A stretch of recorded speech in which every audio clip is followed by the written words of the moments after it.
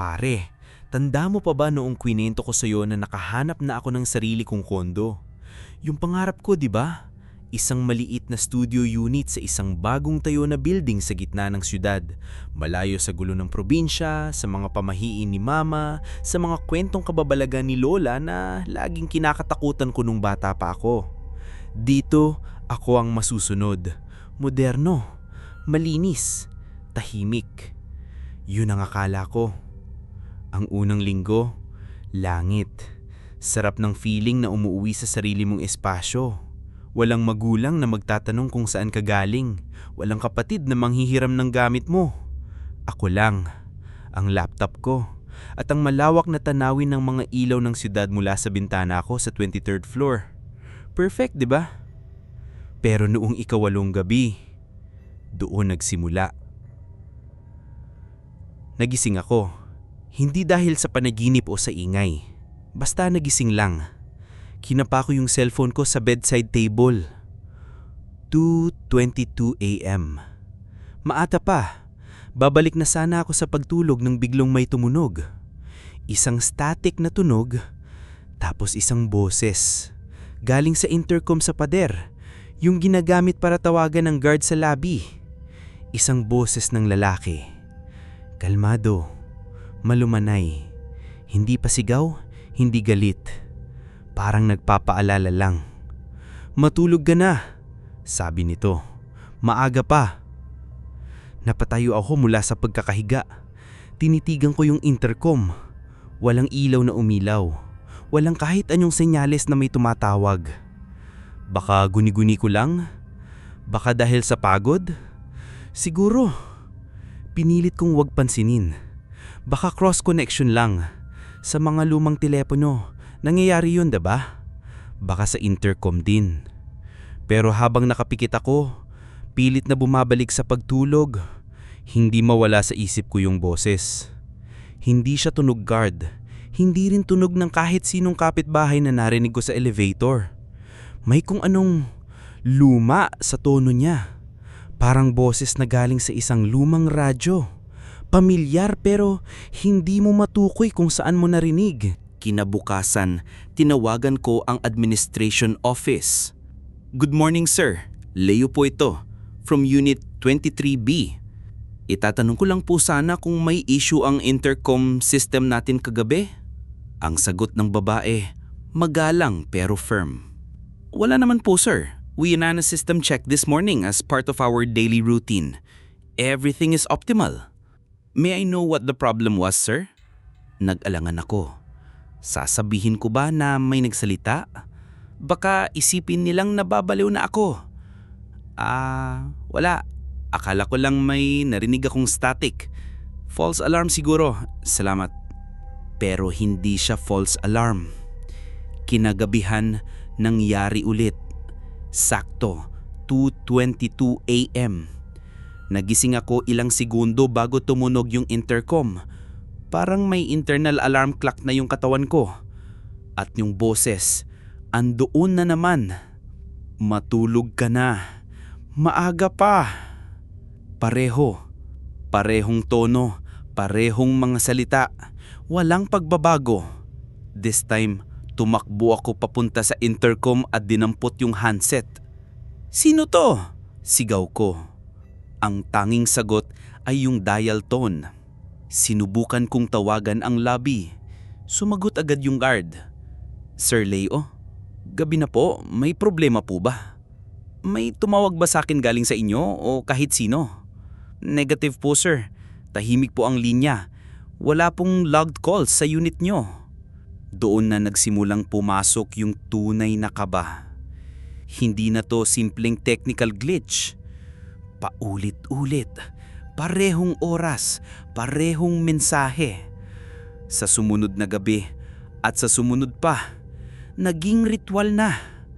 Gigising ako ng 2:20, maghihintay. At sa 2:22, maririnig ko yung boses. Sinubukan kong hindi matulog, magkape ako buong gabi. Pero kahit gising ako, darating pa rin yung boses. Sinubukan kong i-record gamit yung phone ko, pero sa recording, Wala. Tanging yung paghinga ko lang ang naririnig at yung mahinang ugong yung aircon. Para lang sa tenga ko yung boses. Para bang nasa loob na ng isip ko. Nagsimula akong maging paranoid. Bawat kaluskos sa labas ng pinto, napipihit ko yung doorknob para i-check kung nakalock. Bawat anino sa bintana, tinitignan ko. Ang apartment na dapat ay sanctuaryo ko, naging hawla. Ang katahimikan, naging bingi-bingiyan. Pagkatapos ng halos 2 linggo ng walang matinong tulog, sumuko ako. Kailangan ko ng kausap. Ayokong sabihin sa'yo o sa mga katrabaho ko, baka pagtawanan nyo lang ako. Kaya si mama ang tinawagan ko. O anak, napatawag ka. Kumusta ka dyan sa syudad?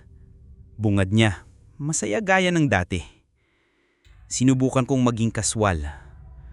Okay lang ma, medyo puyat lang sa trabaho. Palusot. Ma, tanong ko lang, dyan sa probinsya, sa mga lumang bahay, normal ba yung parang may naririnig kang kung ano-ano?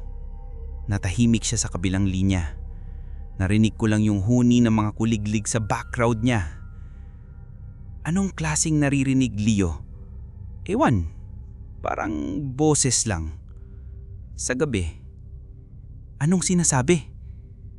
Tanong niya. Bumaba yung tono. Nawala yung sigla. Wala naman ma. Parang matulog ka na. Maaga pa. Isang mahabang katahimikan. Sobrang haba, akala ko naputol na yung linya. Ma, andiyan ka pa? Umuwi ka dito, Leo. Sabi niya sa wakas. Boses na nag-uutos pero nanginginig. Ha? Bakit naman? Ang dami kong trabaho. Bakit ganyan ka mag-react? Parang may alam ka? Wala. Mabilis niyang sagot. Masyadong mabilis. Gusto lang kitang makita. Namiss lang kita. At baka kailangan mo lang ipahinga yung utak mo. Baka namimiss mo lang yung lola mo. Lola? Bakit naman napasok sa usapan si lola? Patay na siya 5 taon na. Anong kinalaman ni lola dito, ma? Wala nga. Basta umuwi ka. Dalin mo yung mga lumang damit mo, yung ayaw mo na. May paggagamitan ako. Hindi ko maintindihan ang gulo ng usapan namin. Pero isang bagay ang malinaw. Ang simpleng kwento ko tungkol sa boses ay nagbukas ng isang bagay sa kanya. Isang bagay na ayaw niyang pag-usapan sa telepono. Isang takot na pamilyar sa kanya. Yung takot na minana ko pero hindi ko alam kung saan nanggaling. Pagkababa ng telepono, hindi na yung boses sa intercom ang kinakatakutan ko, kundi yung katahimikan ni mama. Hindi ako umuwi. Matigas ang ulo ko, 'di ba? Sabi ko sa sarili ko, gawa-gawa lang to ng isip ko. Stress, fatigue. Pero yung sinabi ni mama tungkol kay lola, parang may binuksang pinto sa utak ko. Isang pinto na matagal na nakasara. Nagsimula akong managinip. Hindi na yung normal na panaginip. Mga pira-piraso lang. Amoy ng kandila at dahon ng bayabas na pinapakuluan. Yung sahig na kawayan sa lumang bahay ni lola na lumalangit-ngit sa bawat hakbang. At isang kanta, isang uyayi o lalabay. Hindi ko maalala yung buong himig, pero yung mga salita unti-unting bumabalik. Tulog na bunso, darating ng dilim, ang mga bantay gising na rin. Sila'y magbabantay hanggang umaga, matulog ka na, maaga pa. Kinilabutan ako paggising. Yung huling linya, matulog ka na, maaga pa. Yun yung boses, yun yung sinasabi niya gabi-gabi. Pinilit kong alalahanin, sino kumakanta nun? Si Lola. Oo, si Lola. Naaalala ko na. Gabi-gabi, bago ako patulugin sa duyan, yun ang kinakanta niya. Pero bakit ngayon ko lang naalala? At bakit parang may kasamang takot yung alaala? May isa pa akong naaalala. Isang gabi, mga 6 na taon siguro ako noon, nagising ako sa bahay ni Lola. Madilim. Nakita ko siyang nakaupo sa sahig sa gitna ng sala. May mga kandilang nakapalibot sa kanya. May binubulong siya, paulit-ulit. Hindi ko maintindihan yung mga salita pero yung tono parang nakikiusap. Nang mapansin niyang gising ako, hindi siya nagalit. Ngumiti lang siya pero yung ngiti niya malungkot. "Bumalik ka na sa pagtulog, apo," sabi niya. "Maaga pa." Parehong mga salita, iba lang ang pagkakasabi. Bakit ko to nakalimutan? Para bang may nagbura sa isip ko ng mga alaalang to. At ngayon, paunti-unti, bumabalik sila dala ng boses sa intercom. Ang modernong apartment ko parang naging yung lumang bahay ni Lola. Ang konkretong pader parang naging pader na gawa sa sawali. Ang boses sa intercom, naging boses ng lola ko na naging boses ng isang bagay na mas luma pa. Ilang araw pagkatapos ng usapan namin, may dumating na package galing sa probinsya. Hindi LBC o JNT. Isang lumang van na biyaheng probinsya ang nagdala. Ang laman, isang maliit na baul na gawa sa Nara. Yung baul ni Lola. Nang buksan ko, bumulwak yung amoy na pamilyar mula sa mga panaginip ko. Amoy ng lumang papel, pinatuyong dahon at parang lupa. Sa loob, nakasalansan ang mga gamit niya. Mga lumang litrato, isang rosaryo na gawa sa itim na buto, isang maliit na supot na tela na may lamang kung ano-anong ugat at butil, isang anting-anting, sigurado ako. At sa ilalim ng lahat, isang maliit na kwaderno. Balat pa lang, alam mo nang matanda na. Yung papel, naninilaw na at marupok. Sulat kamay. Ito siguro ang tinutukoy ni Mama. Hindi ko agad maintindihan yung sulat. Malalim na Tagalog, yung ginagamit pa nung unang panahon. May mga salita akong hindi pamilyar. Pero habang binabasa ko, unti-unti kong pinagtatagpi-tagpi ang kwento. Hindi ito diary, para siyang talaan. Nagsimula ito sa lolo ng lolo ko, sa isang kasunduan. Isang alay para sa tagabantay ng kanilang lupain. Hindi nilinaw kung ano o sino yung tagabantay. Basta't ito raw ay isang espiritu o nilalang na matagal nang naninirahan sa lupaing iyon bago pa man dumating ang mga tao. Para sa masaganang ani at proteksyon laban sa sakit at masasamang loob, may kapalit. Hindi dugo, hindi buhay. Ang kapalit ay mas personal. Ang kapalit ay isang sisdilan, isang tao sa bawat henerasyon ng aming pamilya na magsisilbing tulay. Isang taong makikinig sa tagabantay, magbibigay pugay at magpapatuloy ng kasunduan sa pamamagitan ng mga ritual at dasal. Sila ang nagiging tagapangalaga ng pact. At sa huling pahina, may nakasulat sa mas bagong tinta. Sulat kamay ni Lola.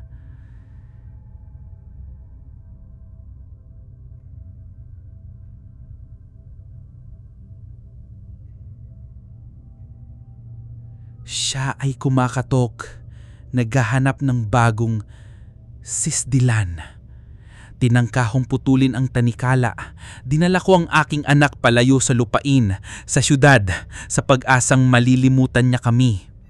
Ngulit ang ugat ay malalim, ang tawag ay malakas. Naririnig ko siya sa hangin, sa ulan, sa katahimikan. At ngayon, nararamdaman kong hinahanap na niya ang aking apo. Nabitawan ko ang kwaderno, ang intercom, ang boses. Hindi ito multo ng kondo. Hindi ito cross-connection. Ito ay isang tawag, isang paniningil. At ako ang hinahanap. Hawak ko ang telepono. Nanginginig. Si Mama sa kabilang linya ay umiiyak na. Bakit hindi niyo sinabi sa akin, Ma? Bakit niyo ko hayahang pumunta dito nang walang alam? Patawarin mo ko, anak. Hikbi niya. Akala namin ni Lola mo, matatakaasan natin. Yun ang buong dahilan kung bakit ka namin pinalaki sa Maynila. Para malayo ko sa bahay, sa lupa, sa balon. Balon? Natahimik siya sandali. Sa likod ng bahay ni Lola, may lumang balon doon. Sabi niya, doon daw nakikipag-usap ang mga nauna sa atin sa kanya. Tagabantay, sisidlan, balon, mga piraso ng isang puzzle na ayoko nang buuin. Si Lola mo ang huling sisidlan, Leo. Simula pagkabata siya ang pingili. Siya ang nakakarinig, siya ang nakakakita. Pero ayaw niya. Pinilit niyang labanan. Yun ang dahilan kung bakit siya laging mukhang pagod, laging balisa. Sabi niya ang kasunduan ay hindi na proteksyon kundi sumpa. Isang pagkakautang na hindi nababayaran. Naalala ko si Lola. Yung malungkot niyang mga mata. Yung pilit niyang ngiti. Hindi pala siya malungkutin. Pagod lang siya. Pagod sa pakikipaglaban sa isang bagay na hindi nakikita. Nang mamatay si Lola, akala namin tapos na. 5 taon ng katahimikan. Walang boses, walang panaginip. Akala ko naputol na. Pero ang dugo, nananalaytay pa rin. At ikaw ang susunod sa linya. Ang boses sa intercom, ang uyayi, ang matulog ka na maaga pa. Hindi ito babala, hindi ito multo. Isa itong paalaala, isang pagka-claim. Hoy, ikaw na ang susunod. Oras na para gampanan mo ang tungkulin mo. Anong mangyayari kung hindi ko to gagawin, Ma? Kung babaliwalain ko lang? Isang mahabang, mabigat na buntong hininga ang sagot niya. Hindi ko alam, anak. Pero ang lola mo, bago siya mamatay, sabi niya, kapag hindi mo pinansin ng uhaw, iinom ito mula sa iyo. Unti-unti kang mahuubos, Leo. Mababaliw ka. Dahil hindi yan sa labas. Hindi yan sa intercom. Nasa dugo mo na yan. Desperado na ako. Hindi na ako pumapasok sa trabaho. Hindi ko na sinasagot ang mga tawag ng mga kaibigan ko. Paano ko ipapaliwanag na minana ko ang pagiging medium ng isang sinaunang espiritu sa probinsya? Sinimulan kong halungkatin ang mga gamit sa baul ni Lola. Baka may sagot doon. May nakita kong mga tuyong dahon, mga buto, at isang maliit na kandila na itim. Naalala ko ang isang salita mula sa pagkabata ko. Tawas. Yung ritual na ginagawa ng mga matatanda para malaman kung ano ang dahilan ng isang sakit o kamalasan. Alam kong katawa-tawa. Ako, isang tech guy na taga-syudad, magtatawa sa loob ng kondo ko. Pero wala na akong pakialam. Sinindihan ko yung kandila. Hinayaan kong tumulo yung natunaw na pagkit sa isang palangganang may tubig. Habang iniisip ko yung boses, yung balon, yung tagabantay. Nang tumigas yung pagkit sa tubig, tinitigan ko. Nung una, wala akong makita kundi mga bilog-bilog lang na walang hugis. Pero habang tumatagal, parang may nabubuo. Isang imahe. Hindi mukha ng tao. Hindi rin hayop. Mukha siyang puno. Isang malaking puno na may mga ugat na nakakalat, parang mga galamay. At sa gitna ng puno, parang may butas. Isang madilim na butas, parang bibig na naghihintay. O parang balon? Biglang kumalabog ng malakas yung pinto ko. Napatalon ako sa gulat. Sino yan? Walang sumagot. Dahan-dahan akong lumapit, sumilip sa pihol. Walang tao sa hallway. Pagbalik ko sa sala, patay na yung kandila at yung tubig sa palanggana naging kulay itim, parang tinta. Kinilabutan ako ng husto. Itinapon ko lahat sa lababo. Dito ko na naintindihan, hindi ko tumatatakasan sa Maynila. Ang paglayo ko sa probinsya ay hindi nakaputol ng ugat. Hinayaan lang nitong lumago sa ilalim ng lupa, sa kadiliman, hanggang sa umabot sa akin dito sa 23rd floor. Ang layo ay ilusyon lang. Hindi na ako nakikipaglaban sa isang boses. Nakikipaglaban na ako sa sarili kong kasaysayan, sa sarili kong dugo, at pakiramdam ko, natatalo na ako. Nag-file ako ng indefinite leave sa trabaho. Nag-impake ako ng isang bag. Iniwan ko ang kondo ko, ang pangarap kong naging bangungot, at sumakay ng bus pa uwi. Habang papalayo ang bus sa siyudad, parang may nababawas na bigat sa dibdib ko. Pero napapalitan ito ng ibang klaseng kaba. Ang takot sa hindi pamilyar ay napalitan ng takot sa pamilyar. Pabalik ako sa pinanggalingan ng lahat. Sinalubong ako ni Mama sa terminal. Hindi siya nagsalita. Niyakap lang niya ako ng mahigpit. Sa yakap niya, naramdaman ko ang lahat. Ang pagsisisi, ang takot, ang pagmamahal. Ang bahay ni Lola, na ngayon ay bahay na namin, ay ganun pa rin. Amoy lupa at halaman, tahimik, pero hindi yung katahimikan ng kondo ko. Dito, ang katahimikan ay buhay. May huni ng insekto, may kaluskos ng dahon, may alulong ng aso sa malayo. Nasa likod bahay pa rin ba? Tanong ko kay Mama. Alam na niya kung ano ang tinutukoy ko. Tumanggo lang siya. Gabi na nang lakasan ko ang loob kong lumabas. Dala ang isang gasera, dahan-dahan akong naglakad papunta sa likod ng bahay. At doon, sa ilalim ng isang malaking puno ng mangga, nakita ko ito. Ang balon. Hindi na siya ginagamit. Luma na, gawa sa mga bato na nilulumot na. May takip na yero na kinakalawang. Pero kahit nakasara, parang may nararamdaman akong nanggagaling dito. Isang lamig, isang presensya, parang isang taong naghihintay. Tinitidan ko ang balon at parang narinig ko na naman yung uyayi ni Lola sa isip ko. Ang mga bantay, gising na rin. Dito pala yun. Hindi sa intercom, hindi sa telepono. Dito, ito ang source, ang sentro ng lahat. Hindi ko malayan, 2:21 AM na pala sa relo ko. Biglang humangin ng malakas at namatay ang apoy sa gasera ko. Naiwan ako sa dilim, kasama lang ang balon. At pagpatak ng 2:22, narinig ko ang boses. Hindi na sa isip ko, hindi na parang galing sa malayo. Galing ito sa ilalim ng takip na yero, malapit, malinaw, at mas malalim. Matulog ka na. Maaga pa. Huwag mong sagutin. Sigaw ni Mama mula sa pinto ng kusina. Nanginginig ang boses. May dala siyang ilaw. Tumakbo siya palapit sa akin.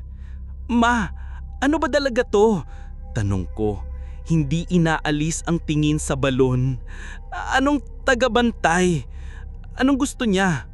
Umupo si Mama sa isang malaking ugat ng puno ng mangga at doon sa liwanag ng kanyang flashlight, ikinwento niya ang lahat. Ang kwentong hindi niya masabi sa telepono. Ang tagabantay ay hindi isang mabait na espiritu. Ito ay isang nilalang na elemental, kasing tanda ng lupain. Hindi ito masama o mabuti. Ito ay umiiral lang at para manatiling konektado sa mundo ng mga tao, kailangan nito ng angkla, isang sisidlan. Ang kasunduan ay hindi para sa masaganang ani. Yun lang ang naging side effect. Ang totoong kasunduan ay para hindi umalis ang nilalang dahil kapag umalis ito, mamamatay din daw ang lupain, matutuyo, mawawala ng buhay. Ang aming pamilya bilang mga unang nanirahan dito ang siyang nakatoka sa tungkuling iyon. Ang pagiging sisidlan, sabi ni Mama, ay hindi lang pakikinig. Unti-unti, nagiging bahagi ka niya at siya, nagiging bahagi mo. Kinakain niya ang mga panaginip mo, ang lakas mo. Kaya si lola mo, laging mukhang pagod dahil gabi-gabi sa panaginip kasama niya ang tagabantay. Yung boses, yung matulog ka na, maaga pa. Hindi yan utos para matulog ka lang. Isa yang paanyaya. Matulog ka na para makasama kita. Maaga pa para sa ating dalawa. Ito yung paraan niya ng pag-angking. Kapag sinagot mo o kapag tinanggap mo sa isip mo, iyon na. Nakabukas na ang pinto. Tuluyan na siyang makakapasok. Si Lola, lumaban siya. Sinubukan niyang sara ang pinto. Ang resulta, nabaliw siya. Yung paglaban niya ang unti-unting umubos sa kanya, hindi yung nilalang mismo. Ngayon, naiintindihan ko na. Dalawa lang ang pagpipilian ko. Ang labanan ito at masiraan ng bay tulad ni Lola o ang tanggapin ang aking mana. Ang maging bagong sisidlan. Tumayo ako at dahan-dahang lumapit sa balon. Naramdaman ko ang pagtawag. Hindi na nakakatakot. Parang pamilyar. Parang isang bagay na matagal ko nang hinihintay nang hindi ko nalalaman. Nakatayo ako sa harap ng balon. Si Mama umiiyak sa likod ko. Nagmamakaawa na lumayo ako. Pero hindi ko na siya halos marinig. Ang naririnig ko na lang ay ang mahinang ugong na nanggagaling sa ilalim ng lupa. Isang ugong na parang tibok ng puso. Inangat ko ang kinakalawang na takip na yero. Isang malakas na amoy ng mamasamasang lupa at nabubulok na dahon ang sumalubong sa akin. Sumilip ako sa loob. Kadiliman. Isang kadiliman na parang walang katapusan. Hindi ako natatakot. Sa katunayan, parang may kapayapaan akong nararamdaman. Ang lahat ng pagod, ng kaba, ng paranoia sa loob ng kondo ko nawala. Para akong isang pagod na manlalakbay na sa wakas ay nakauwi na. Dito pala ako nabibilang. Hindi sa isang konkretong kahon sa langit ng siyudad, kundi dito, sa tabi ng balon na ito, konektado sa isang bagay na mas malalim at mas matanda pa sa kahit anong gusali. Ang paglaban ay pagod. Ang pagtanggap ay pahinga. Naaalala ko ang huling sinabi ni Lola sa diary niya. Hinahanap na niya ang aking apo. Hindi para saktan, kundi para isalba. Siguro, sa paraan niya, ito ang kaligtasan. Dahan-dahan, yumuko ako. Inilapit ko ang aking mukha sa bibig ng balon. Ang lamig na nanggagaling dito ay hindi na masakit sa balat. Parang yakap. Narinig ko ang boses sa huling pagkakataon, hindi mula sa balon, kundi sa loob mismo ng bungo ko. Isang tanong na walang salita, isang paanyaya. At sumagot ako, hindi gamit ang bibig ko, gamit ang isip ko, gamit ang dugo ko, isang simpleng oo. Naramdaman ko ang pagbabago, isang pagdaloy ng kaalaman, ng mga alaala na hindi akin, mga imahen ng daan-daang taon ng gabi at araw, ng ulan at araw na nakikita mula sa ilalim ng lupang ito. Naramdaman ko ang mga ugat ng puno ng mangga sa itaas ko, ang bawat kulisap sa lupa, ang paghinga ng natutulog na baryo. Tumayo ako ng tuwid. Paglingon ko, nakita ko ang takot sa mukha ni Mama. Hindi na niya ako tinitignan bilang anak niya. Tinitignan niya ako bilang isang bagay na iba. Ngumiti ako, isang ngiti na hindi ko alam kung akin pa. Lumapit ako sa kanya at hinawakan ang balikat niya. Ang balat niya ay mainit. Ang balat ko malamig. Pumasok na po kayo, Mama.